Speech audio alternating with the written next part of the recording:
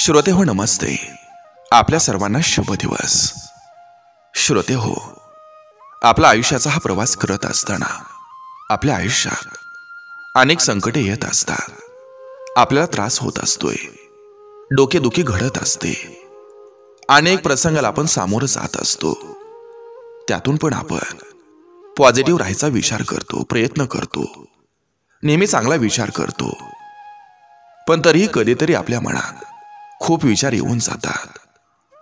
सगळं ठरलेलं असतंय चांगलं, तरी त्यावर शंका आल्यासारखं होतं. आपण करतोय ते बरोबर आहे ना? आपण सक्सेसफुल होऊ का? हे आपल्याला जमेल का? असं काहीतरी नेगेटिव्ह विचार मनात येत राहतात. कधी कधी आपण स्वतःलाच कमी लेखत राहतो. आपणच आपल्या अपयशानं खचून जात असतोय. आणि आपण खचलो की आजूबाजूच्या गोष्टीमधून निगेटिव्ह व्हिब्स येऊ लागतात. ठरलेलं सगळं बाजूला राहतं आणि वेगळीच परिस्थिती तयार होते. आणि हे सगळं फक्त आपणच टाळू शकत असतोय. कारण चांगलं झालं की सगळेजण कौतुक करत असतात. पण सगळं चांगलं आणि मनासारखं होण्यासाठी कष्ट आपल्यालाच करावं लागत असतात. विचार आपल्यालाच बदलावं लागत असतं. निगेटिव्ह विचार हे मनातून काढून टाकावं लागत असतात. त्यामुळे स्वतःला नेहमी मोटिवेट करत राहायचं.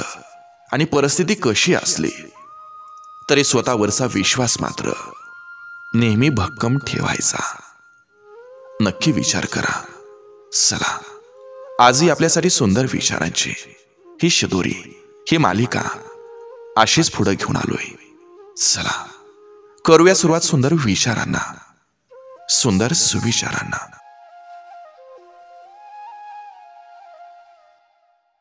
या जगात असा कोणताच व्यक्ती नाही की ज्याला दुःख नाही, पण त्या दुःखाला विसरून जो आनंदात जीवन जगतो तोच खरं आयुष्य जगतो.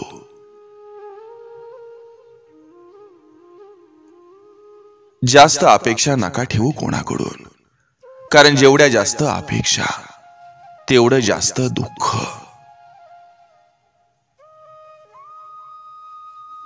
जीवापाड जपलेलं पाखरू सुद्धा आकाशात उडून जातं. आणि आपण माणसांकडून अपेक्षा ठेवतो. कोणी काही बोललं की मनाला लागतं, हे मान्य आहे. पण आपल्यासाठी खास असणारी व्यक्ती जेव्हा बोलते तेव्हा मनाला नाही तर काळजाला लागतं.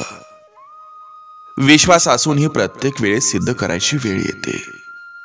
तेव्हा समजतं की हे नातं फक्त आपल्यालाच हवं आहे का? आयुष्य म्हणजे खेळ नव्हे, फुकट मिळालेला वेळ नव्हे. आयुष्य कोड आहे, सोडवाल तितकं थोडं आहे. म्हणून आयुष्यात येऊन माणसं मिळवावीत, एकमेकांची सुखदुःख एकमेकांना कळवावीत.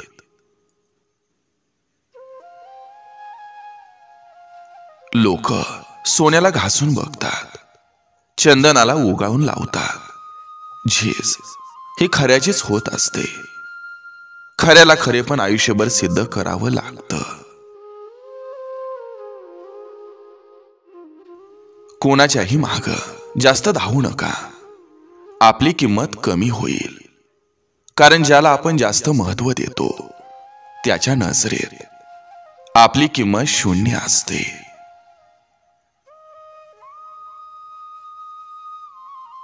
कधी कधी सर्वांची सोबत सुद्धा आपल्याला एकटा पाडू शकते.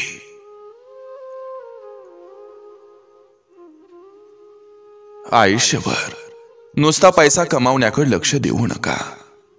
त्यानं जगणं बाजूला राहून जातं. जन्माला येताना तुम्ही काय घेऊन आलात आणि मरताना तुम्ही काय घेऊन जाणार आहात, सगळं इथं सोडून जायचं आहे.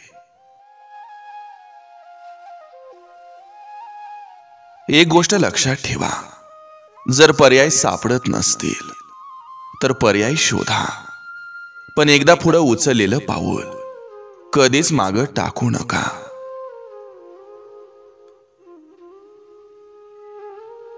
वेळ निघून गेल्यावर फक्त पश्चाताप करावा लागतो. म्हणून वेळ आहे तोपर्यंत समजून घेत जा. माणूस एकदा निघून गेला की परत येत नसतो.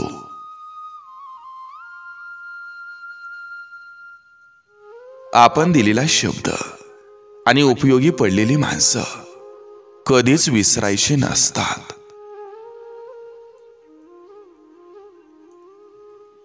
चार चौघात एखाद्याची मापं काढून तुम्ही 5-10 मिनिटं हसता, पण एक गोष्ट लक्षात ठेवा, तुम्ही कायमस्वरूपी त्याच्या डोक्यात बसता.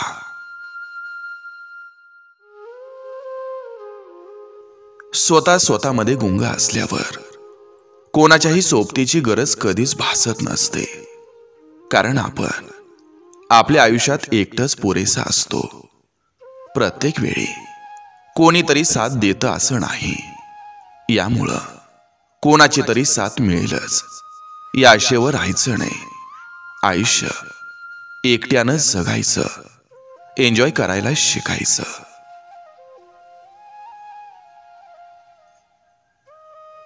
पुण्य कमवण्यासाठी नेहमी देवाचं नाव घेणं गरजेचं नसतं.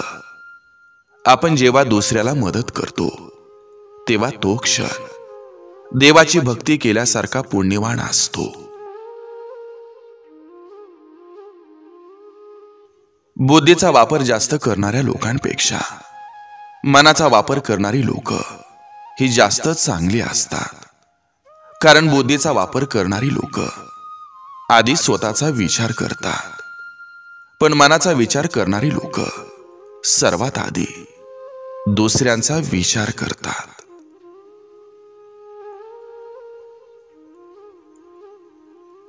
आयुष्य समाधानानं जगा, अहंकारानं नाही. समाधानानं जगताना छोट्या गोष्टीही मोठा आनंद देऊन जातात. अहंकारात जगताना मात्र क्षुल्लक गोष्टीही मोठा आनंद हिरावून घेतात. हे जग स्वार्थाचं भांडार आहे. माणूस मेल्यानंतर त्याच्या घरची माणसं त्यानं वापरलेलं सगळं फेकून देतात, त्याची आठवण नाही यावी म्हणून. पण त्यानं कमावलेला पैसा, त्यानं विकत घेतलेली गाडी, त्यानं आपल्याला दिलेलं सोनं, त्यानं विकत घेतलेली जमीन, त्यानं कष्टानं उभं केलेलं घर आपण सोडून देतो का? हे जग स्वार्थाचं भांडार आहे. इथं कोणी कोणाचं नाही. सगळं आपल्याला त्यांच्या सोयीनुसार महत्व देतात. या पलीकडं आपलं अस्तित्व काहीच नसतं. आयुष्य ही फार अवघड शाळा आहे. आपण कोणत्या वर्गात आहोत हे आपल्याला ठाऊक नसतं. पुढची परीक्षा कोणती याचीही कल्पना नसते आणि कॉपीही करता येत नाही. कारण प्रत्येकाची प्रश्नपत्रिका ही वेगळी असते.